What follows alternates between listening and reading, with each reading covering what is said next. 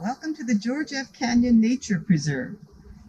This preserve gives us 51 acres of land that is maintained and restored by the Palos Verdes Peninsula Land Conservancy.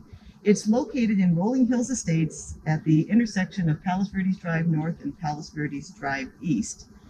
And Alan, it's been a preserve since in the 90s, I think the mid 90s, so back in the last millennium. Yes, it was set aside.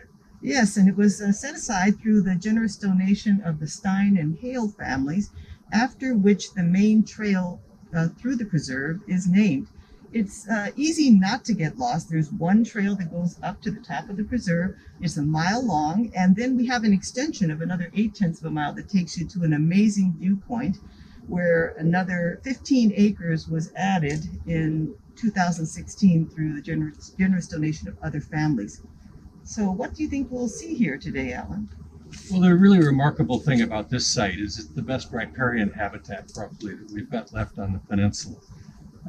George F. Canyon is centered around a creek, which goes nearly to the highest point on the peninsula and has eaten its way down into the hillside of the peninsula as the peninsula has risen.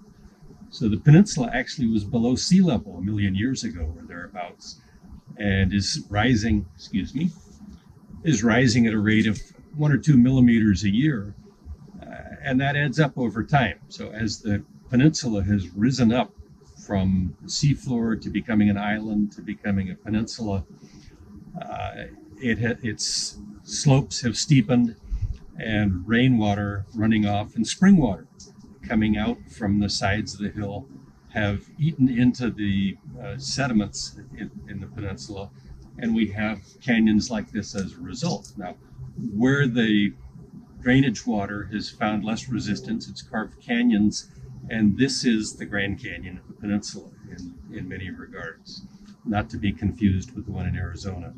Because of the erosion and the groundwater, even though we won't see water in the creek bed today, there is groundwater below it, and that's what feeds this luxurious growth here, which provides habitat for reptiles and insects and birds. So as we go along, we will probably hear quite a range of birds.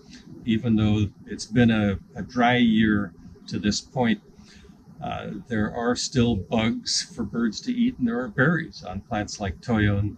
So there is ecology going on, and we'll hopefully be able to see that as we enjoy our walk this morning.